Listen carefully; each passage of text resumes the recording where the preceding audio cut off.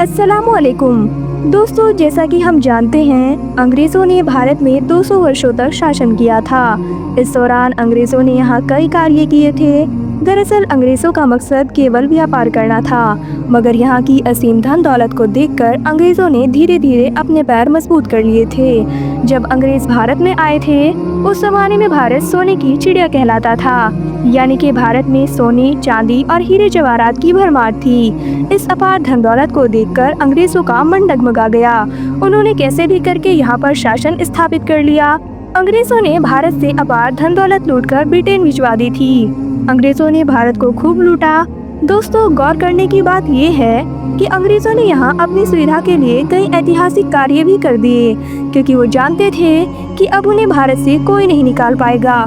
मगर समय का क्या, एक दिन अंग्रेज़ों को भारत छोड़कर निकलना पड़ गया, मगर उनकी बनाई गई चीज़ों का उपयोग हम आज भी कर रहे हैं। अंग्रेज़ों ने जाते जाते भारत के 2 टुकड़े भी कर दिए। उन्होंने भारत को बर्बाद करने में कोई कसर नहीं छोड़ी, मगर जाने अनजाने में उन्होंने कुछ ऐसे काम कर दिए जो भारत के लिए किसी वरदान से कम नहीं है।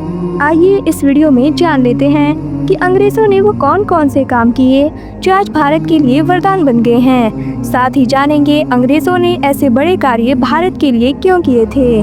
दोस्तों, ये तो हम सब लोग जानते ही हैं कि अंग्रेज़ों ने न सिर्फ भारतीयों का शोषण किया था, बल्कि हमारी अच्छी भली आर्थिक स्थिति को भी तबाह कर दिया था। फिर इस बात को भी नकारा नहीं जा सकता कि उनके शासनकाल में थोड़ा ही सही पर हमें फ़ायदा ज़रूर मिला। नंबर 1 पर है भारतीय रेलवे। भारतीय रेलवे आज एशिया का सबसे बड़ा नेटवर्क है, जिस पर आज करोड़ों भारतीय सफ़र करते हैं। और इस बात को भी झुटलाया नहीं जा सकता कि इंडियन रेलवे भी अंग्रेज़ों द्वारा शुरू की गई थी, चाहे इसकी शुरुआत उन्होंने अपनी सहूलियत के लिए ही की हो। भारत में पहली रेल 16 अप्रैल 1853 को चली थी। पहली बार में मुंबई से लेकर ठाणे तक 34 किलोमीटर की दूरी तय की थी। चाहे ये सफ़र छोटा था, मगर इस सफ़र में इंडियन रेलवे की नींव ज़रूर रखी गई थी। और आपको एक बात सुनकर शायद हैरानी होगी कि आज भी भारत में एक रेलवे लाइन ऐसी है कि जिसका मालिकाना हक ब्रिटेन की एक कंपनी के पास है। और इस रेलवे लाइन के इस्तेमाल करने के लिए भारत सरकार हर साल 1 करोड़ 20 लाख रुपए ब्रिटेन की इस कंपनी को देती है। ये रेलवे ट्रैक महाराष्ट्र के अमरावती से लेकर मुर्तजापुर के बीच स्थित है। और नंबर 2 पर है इंडियन आर्मी। भारत में इंडियन आर्मी की नींव भी अंग्रेज़ों द्वारा रखी गई थी। ईस्ट इंडिया कंपनी के भारत में आने से पहले भारत के जितने भी महाराजा थे, उनकी अपनी अपनी सेनाएं होती थी। अब जब ब्रिटिश भारत में आए तो उन्होंने 1805 में एक सेना तैयार की थी। उसमें इंडियन और ब्रिटिशर्स दोनों सैनिक शामिल थे। उस वक्त इस सेना ने पहले वर्ल्ड वॉर और सेकेंड वर्ल्ड वॉर में भी हिस्सा लिया था। उस वक्त ब्रिटिश आर्मी में शहीद हुए 90,000 सैनिकों की याद में ही ब्रिटिश सरकार ने दिल्ली में इंडिया गेट बनवाया था। नंबर 3 पर है पहाड़ी हिल स्टेशन का विकास। दोस्तों, ढकी वादियाँ और खुला आसमान हर किसी को आकर्षित करता है। हम भारतीयों को ही नहीं बल्कि अंग्रेज़ों को भी हिल स्टेशन से बहुत लगाव था।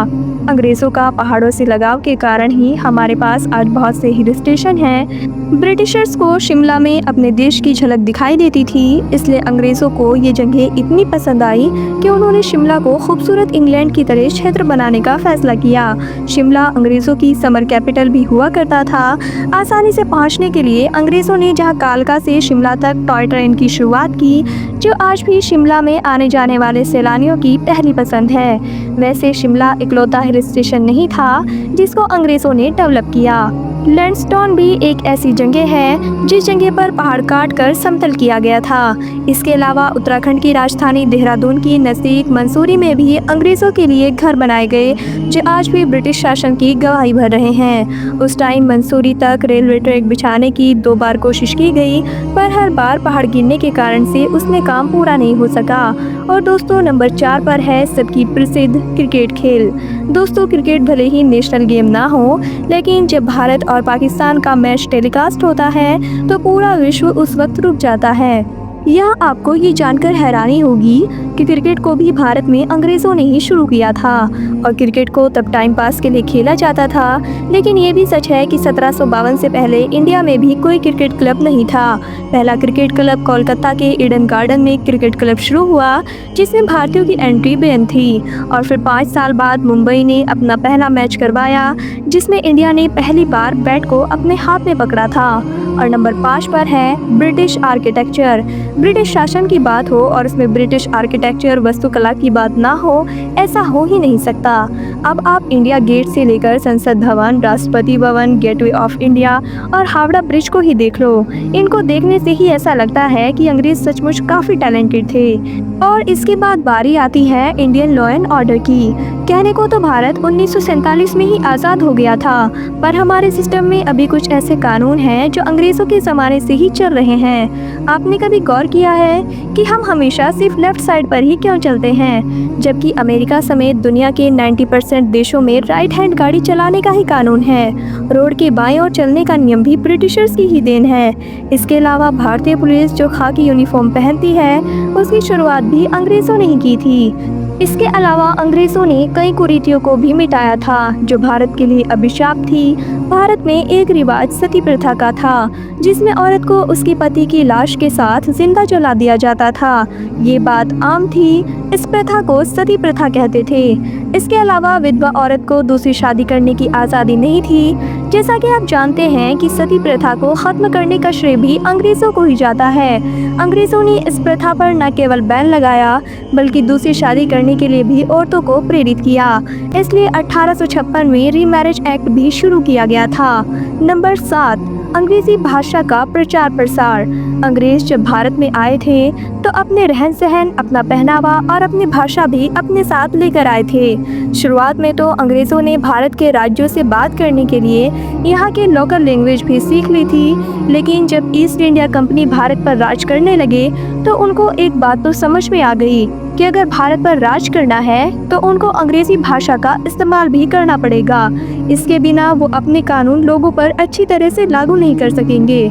और इसी बात को ध्यान में रखते हुए सन 1835 में कंपनी के आदेश पर ईस्ट इंडिया कंपनी की ऑफिशियल लैंग्वेज पर्शिया से बदलकर इंग्लिश कर दी गई और भारत में प्राइमरी और सेकेंडरी स्कूल भी खोले गए और अच्छी इंग्लिश बोलने वाले को ब्रिटिश सरकार ने अच्छी नौकरियां देना भी शुरू कर दिया, जिसके कारण लोगों को लगा कि अगर वो इस भाषा में महारत हासिल कर लेते हैं तो उनकी ज़िंदगी बदल जाएगी।